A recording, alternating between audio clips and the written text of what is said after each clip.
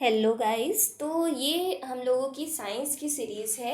ये most important MCQ question है दिशा publication book के। तो और ये बहुत रिपीट होते रहते हैं बहुत सारे गवर्नमेंट एग्जाम्स में। इसलिए अब हम लोग डेली कुछ एमसीक्यूज़ को सॉल्व करेंगे और आप लोग चाहें तो उसके नोट्स भी बना सकते हैं। बेनिफिशियल ही होगा आपके लिए, ठीक है। तो चलिए हम लोग अपनी सीरीज़ को आज स्टार्ट करते हैं। तो ये है हमारा फर्स्ट क्वेश्चन। लिखा है an iron needle sink in water whereas a ship made of iron floats on it because. ऐसा क्या रीज़न है कि अगर हम आयरन निडल को पानी में रखें तो वो सिंक कर जाती है, डूब जाती है, जबकि जो शिप है वो फ्लोट करता है।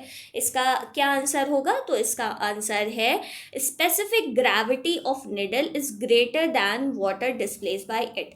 स्पेसिफिक ग्रेविटी क्या होती है? अच्छा देखिए, कोई भी चीज़ पानी में कैसे डूबती है? जब वो बहुत ज़्यादा डेंस होती है तो वो पानी में डूबती है। अच्छा, दूसरी चीज़ ये है कि यहाँ पर स्पेसिफिक ग्रेविटी की बात हो रही है। स्पेसिफिक ग्रेविटी आप समझ लीजिए रिलेटिव डेंसिटी, ठीक है। स्पेसिफिक ग्रेविटी उसी को बोलते हैं, रिलेटिव डेंसिटी को। अब रिलेटिव डेंसिटी क्या होती है? रिलेटिव डेंसिटी का फॉर्मूला होता है डेंसिटी ऑफ सब्सटेंस, यानी कोई भी जैसे यहाँ नीडल है तो density of needle divided by density of water. Okay.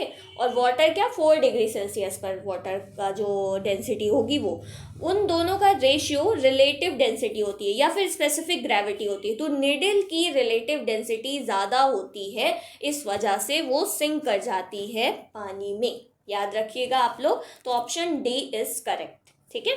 फिर नेक्स्ट क्वेश्चन क्या है? The cloudy nights are warmer than clear nights because. अब बताइए, जैसे आप क्या करें, एक पॉट लीजिए और उसमें गर्म पानी है और हमने उसको कवर कर दिया, ठीक है, किसी चीज़ से बंद कर दिया। तो अब ये जो पानी होगा ये क्या होगा? बहुत ठंडा तो होगा बट बहुत टाइम लगेगा उसको कूल होने में। ओके, बहुत धीरे धीरे धीरे धीरे कूल होगा। सेम ऐसा ही है कि हमारी अर्थ है, हमारी अर्थ के सराउंडिंग में अगर क्लाउड्स आ गए और अच्छे क्लाउड्स, तो क्या होगा? अर्थ का टेम्परेचर कम होगा नाइट में, बट धीमे धीमे होगा। लेकिन अगर क्लियर स्काई है तो वो चीज़ जल्दी हो जाएगी, जल्दी से ठंडा हो जाएगा नाइट में। इसका रीज़न क्या है? तो इसका रीज़न है clouds prevent escape of radiation of height from ground and the air. Cloud क्या करता है? जो भी रेडिएशन है या हीट है उसको ट्रैप करके रख लेते हैं और अर्थ से एस्केप नहीं होने देते, जिस वजह से जो नाइट्स है, क्लाउडी नाइट्स, वो ज़्यादा वार्मर होती हैं in comparison to clear nights. ठीक है, समझ आ गया। चलिए नेक्स्ट क्वेश्चन क्या लिखा है? Food food gets cooked faster in pressure cooker because. जो खाना है वो प्रेशर कुकर में जल्दी बन जाता है। ये तो बहुत इजी क्वेश्चन है, ऐसा क्यों है? तो इसका आंसर है water starts boiling at low temperature due to high pressure. अगर हमें किसी चीज़ को किसी को कम हीट में, मतलब कम हीट हो और जल्दी से उसको कुक करना है, तो हम क्या करेंगे? हम इसमें प्रेशर प्रोवाइड करें। अगर हम इसको प्रेशर देंगे, मतलब इसमें बाहर की एयर नहीं आने देंगे, बिल्कुल एकदम प्रेशर क्रिएट करेंगे, तो वो लेस टेम्परेचर में भी कुक हो जाएगा। हम ज़्यादा हीट हमें नहीं देनी पड़ेगी। तो ऑप्शन डी इज़ करेक्ट कि वाटर बॉयल होने लगता है लो टेम्परेचर में अगर उसका प्रेशर हाई है तो। इसी वजह से प्रेशर कुकर में खाना जल्दी पक जाता है, क्योंकि उसके अंदर प्रेशर क्रिएट होता है, तभी तो रिसल बोलती है ना उसकी। ठीक है। अच्छा, नेक्स्ट क्वेश्चन पर आ जाते हैं। It is more comfortable to wear white clothes in summer because. ये भी बहुत ईजी है ना? आपने बहुत सारे एग्जाम्स में देखा होगा ये क्वेश्चन। तो क्यों ये इजी है वाइट क्लॉथ्स को पहनना समर में? Because they reflect heat falling on them. क्योंकि वाइट क्लॉथ्स कोई सी भी मतलब हीट को, लेस हीट को अब्जॉर्व करते हैं in comparison to dark colour. अगर आप डार्क कलर पहनेंगे तो वो हीट बहुत सारी ट्रैप होगी और वाइट क्लॉथ्स में कम। इसीलिए गर्मियों में लोग वाइट कपड़े पहनते हैं। ठीक है, चलिए नेक्स्ट क्वेश्चन पे आ जाते हैं। फिफ्थ क्वेश्चन क्या है? Of the two bulbs in house, one glow brighter than other. Which of the following statement is correct? Okay, दो बल्ब हैं, ठीक है, दो बल्ब हैं और एक ज़्यादा अच्छा जल रहा है दूसरे के कंपैरिजन में। तो इसका क्या करेक्ट होगा? इसके बारे में क्या करेक्ट है? तो देखिए, इसके बारे में करेक्ट है option number D, the dimmer bulb has larger resistance.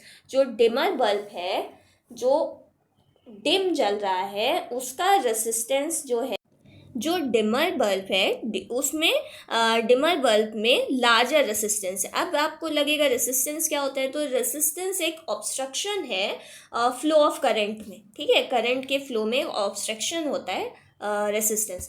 और जब पावर जितनी भी ज़्यादा होती है रेसिस्टेंस उतना कम लगता है, रेसिस्टेंस जितना ज़्यादा होगा पावर कम होगी, दोनों इन्वर्सली प्रोपोर्शनल होते हैं। तो अगर डिमर बल्ब जल रहा है इसका मतलब है उसमें रेसिस्टेंस ज़्यादा है, पावर उसको कम मिल रही है, रेसिस्टेंस ज़्यादा है, इस वजह से डिम वाला बल्ब डिम हो रहा है। और जो ग्लो कर रहा है उसमें रेसिस्टेंस कम होगा, इसीलिए वो ग्लो कर रहा है, ठीक है। दोनों इन्वर्सली प्रोपोर्शनल है, पावर के inversely, power of bulb inversely proportional to resistance होता है।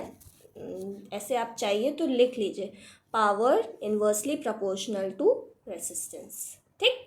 और रेसिस्टेंस क्या है, ऑब्स्ट्रक्शन है, ठीक है, obstruction offer to flow of current, याद रख लीजिएगा। ओके, नेक्स्ट क्वेश्चन पे आ जाते हैं।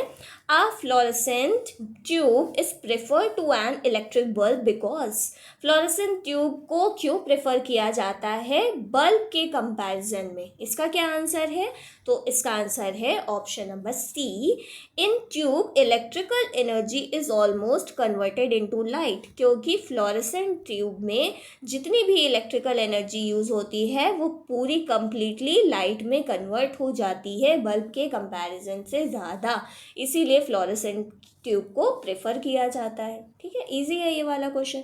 नेक्स्ट क्वेश्चन देखते हैं। Consider the following statement in respect to jet engine and rocket. Jet engine and rocket के बारे में क्या सही है, ठीक है। पहली बात क्या लिखी हुई है, a jet engine uses the surrounding air for its oxygen supply and so is unsuitable for motion in space, ठीक है। नेक्स्ट क्या है, a rocket carries his own supply of oxygen in gas forms as a fuel. अब इन दोनों में से क्या सही है, दोनों बातें सही हैं। क्या कह रहे हैं ये, कि जेट इंजन जो है यूज़ करता है सराउंडिंग एयर को अपनी ऑक्सीजन की सप्लाई के लिए, ठीक है, and so is unsuitable for motion in space, और इसीलिए ये स्पेस में मोशन करने के लिए अनसुटेबल है। लेकिन रॉकेट क्या करता है, rocket carries his own supply of oxygen in the gas form as a fuel. Rocket जो है वो अपने फ्यूल के फॉर्म में ऑक्सीजन की सप्लाई को रखता है। दोनों चीज़ें सही है, जेट इंजन सराउंडिंग वाली थोड़ी नहीं यूज़ करेगा, तो यही चीज़ें लिख रहे हैं, और वो अनसुटेबल ही होगा ना फ्यूल, वो ऐसा थोड़ी नहीं है जेट इंजन भेज रहे हैं और फिर वो सराउंडिंग का यूज़ करे और वही उसका फ्यूल हो, ऐसे हम नहीं चल सकते ना, हमें पहले से प्रोवाइड करना पड़ेगा। वही चीज़ इसमें लिखी हुई है कि रॉकेट जो है वो अपना सप्लाई ऑफ ऑक्सीजन लेता है जो कि फ्यूल के फॉर्म में यूज़ किया जाता है, तो दोनों ही बातें करेक्ट हैं, ठीक है। फिर नेक्स्ट क्वेश्चन क्या लिखा हुआ है, 8, the leaning tower of Pisa does not fall because. अच्छा ये है कहाँ, लीनिंग टावर ऑफ पीसा कहाँ पर है, चलिए बता देती हूँ मैं, इटली में, ठीक है, इटली में है ये, पीसा एक सिटी है इटली में। तो और वो जो लीनिंग टावर है, आई होप आपने देखा होगा, मैं इमेज यहाँ पर लगा देती, चलिए फिर आपको नेक्स्ट में दिखाऊंगी। लीनिंग टावर ऑफ पीसा में क्या है, इटली में पीसा एक सिटी है जहाँ पर एक टावर बना हुआ है, ऐसे करके बिल्डिंग है जो लीन कर रही है, मतलब थोड़ा सा टिल्टेड है, ओके।